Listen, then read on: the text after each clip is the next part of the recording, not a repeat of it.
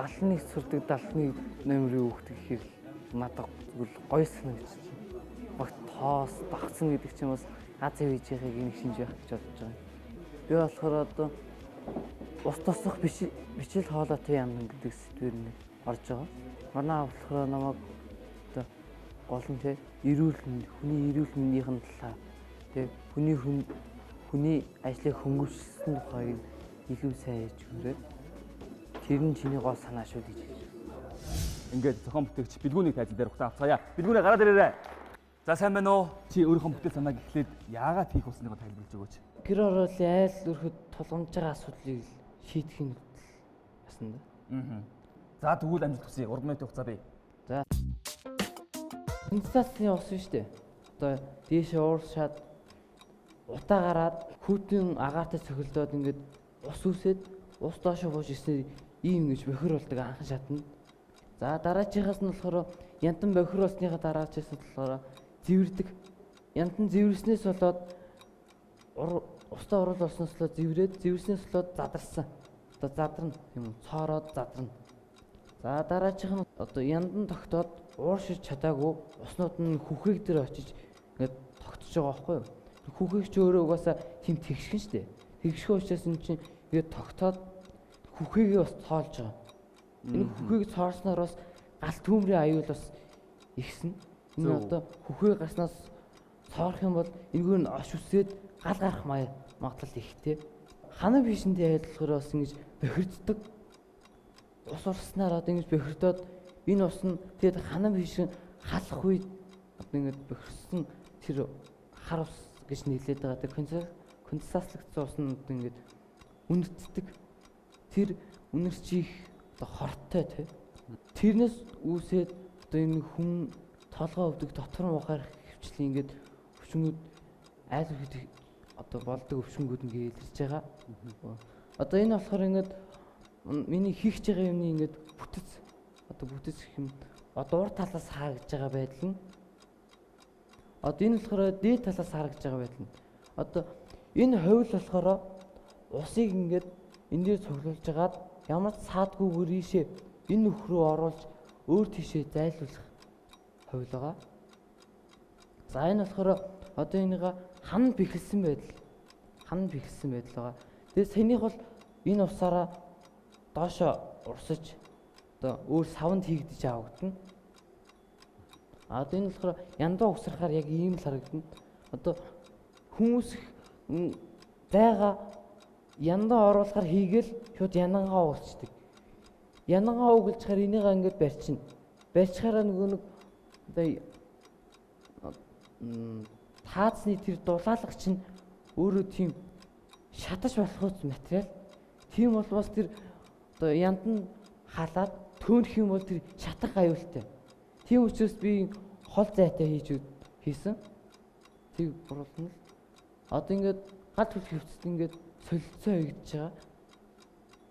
Түүнээс сулгаалаад ингээд концентрацлагдсан ус буюу хөдөрсөн хөөтөө ус ингээд гойжоод одоо энэ хэрвээ энийг хийчих юм бол энэ савн дотроос ерөөсөө тэр хөөтөө ус нь одоо ингээд авагдаа байж чинь энэ ерөөсөө яндан манлгаа ерөөсөө орохгүй гэсэн.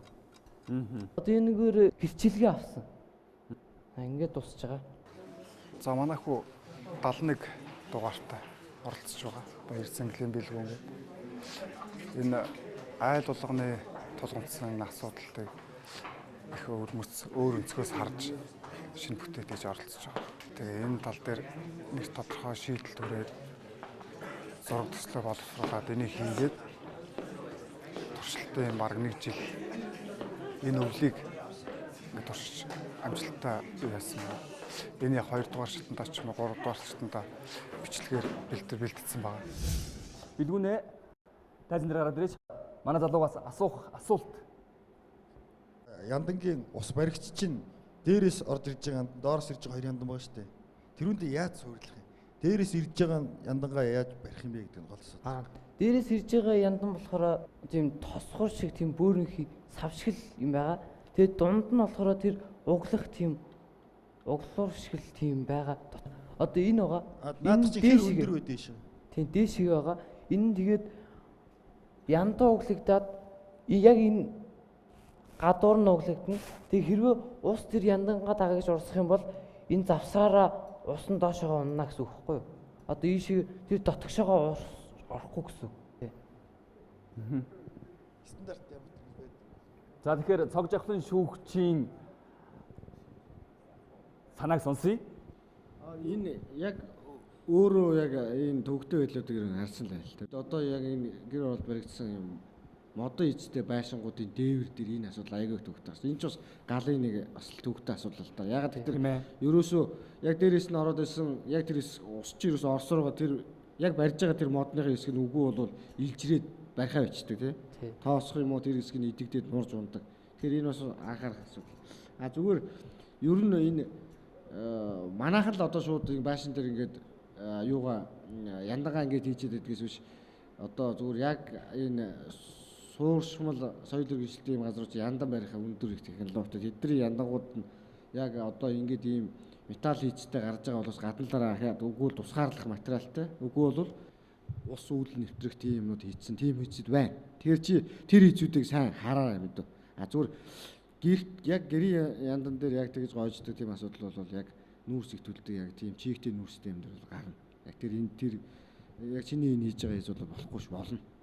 Тийм. А зүгээр яг байшин байгаа одоо тэр яндангууд дээр яаж их хийцүүд гэж ахаа сайн харьцуулаад хараарай. Энэ дэр маш олон янзын хийцүүд байд юм биш. За Билгүнэ. Залуу зохион бүтээгч 2016 уралдааны одоо энэ жилийн өдөрдмжинд нь хүүхдийн эрүүл аюулгүй орчинд өсөж торних тэр шаардлагад нийцсэн гэсэн өдөр зэмжийг зохион бүтээгчдэд хүргэж байгаа. Тэр шаардлагад одоо чиний бүтээл санаа бол нийцж байна. Яг тэгэхээр галын аюулгүй байдлыг хангасан байгаа учраас тэр энэ бас дэмжүүстэй зүйтэй санаа болов уу гэж би дотроо бодож байна. За ингээд шүүгчдийн гэрэл асаж үнэлгээ гарна. 1 ногоон гэрэл, 2 ногоон гэрэл, 3 ногоон гэрэл. Амжилт хүсье. 2 дугаар шатанда хоёулаа бүтээл санаагаа 600 студид авчирч хүүхд залуучуудад танилцуулах нь байна.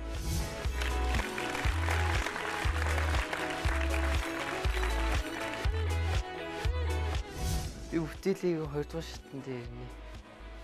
Тэгээд тэнцсэн шүү.